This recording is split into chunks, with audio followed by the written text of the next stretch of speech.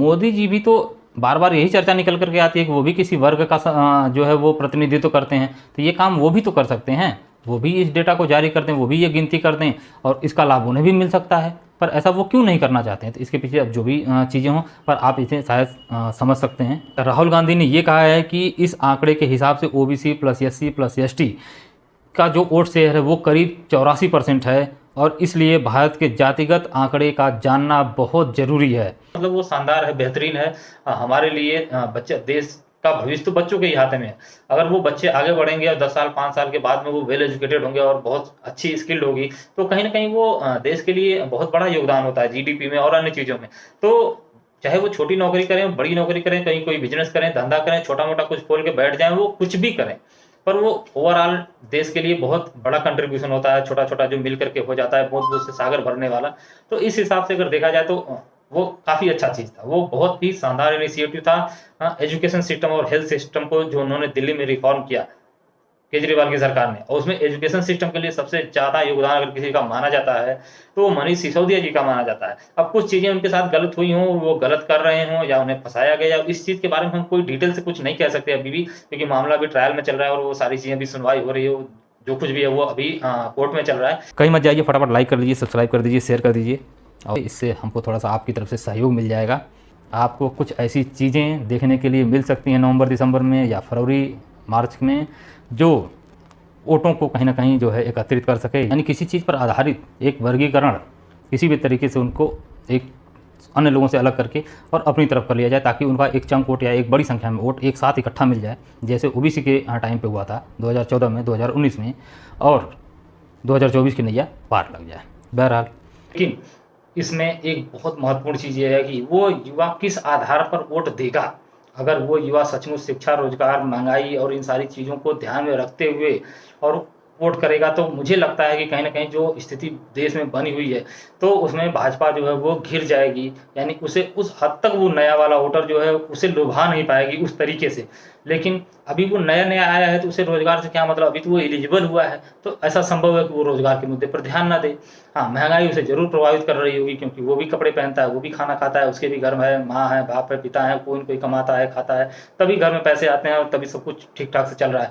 तो उससे प्रभावित हो सकता है। हालांकि रोजगार वाला मैंने आपको बता दिया, हो सकता है उससे प्रभावित ना हो, या कुछ एक दो और मुद्दे हैं जिससे हो सकता है वो ना प्रभावित हो, जो धार्मिक आधार पर और अन्य कई सारे ऐसे मुद्दे जो है अक्सर देखा गया है कि चुनाव के समय में कुछ ऐसे ऐसे नई नई चीज़ें हो जाती हैं ना, कि जिसके आधार पर पूरा का पूरा जो एक मतलब सेंटिमेंट होता है जनता का, वो टर्न हो जाता है। जैसे 2019 वाले में आपने देखा होगा, बहुत सारी रिपोर्ट्स इस तरह की आ गई थी कि भाजपा बुरी तरीके से हार जाएगी चुनाव और उनका पूरा सब कुछ सत्यानाश हो चुका है, वो चुनाव जीतने की स्थिति में बिल्कुल है ही नहीं।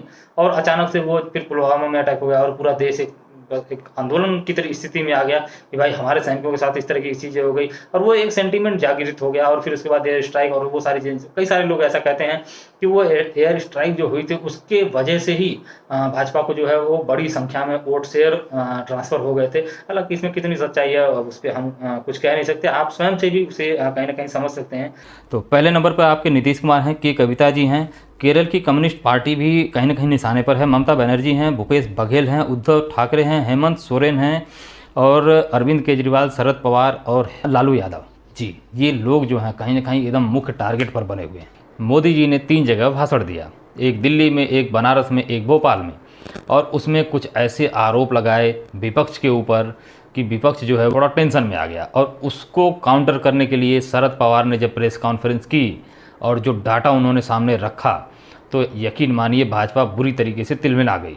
यानी मोदी जी खुद घिर गए कि वो जो कह रहे हैं उनकी कथनी में और उनकी करनी में कितना फ़र्क है। शरद पवार जी ने उन्हीं चीज़ों पर सवाल भी उठाया कि विपक्ष ने अपने समय में क्या क्या किया है और मोदी जी अपने समय में क्या क्या कह रहे हैं, क्या क्या कर रहे हैं, क्या जता रहे हैं, क्या दिखा रहे हैं, वो कितना सही है, कितना गलत है। इन सारी चीज़ों पर उन्हें ज़बरदस्त तरीके से खुलासे कर दिए। वो सारे पॉइंट भी आपको अभी बताएंगे। बहरहाल, मैं आपको पहले ये 2-3 इनके जो भाषण हैं वो मैं बता देता हूँ कि उन्होंने कहा क्या। यानी मोदी जी ने जो 3 भाषण दिल्ली, बनारस, भोपाल में दिए हैं, उसको ज़रा सा जान लीजिए। उसके बाद आपको बताएंगे कि पवार साहब ने कहा क्या क्या है और कैसे उन्होंने घेर दिया पूरी भाजपा को।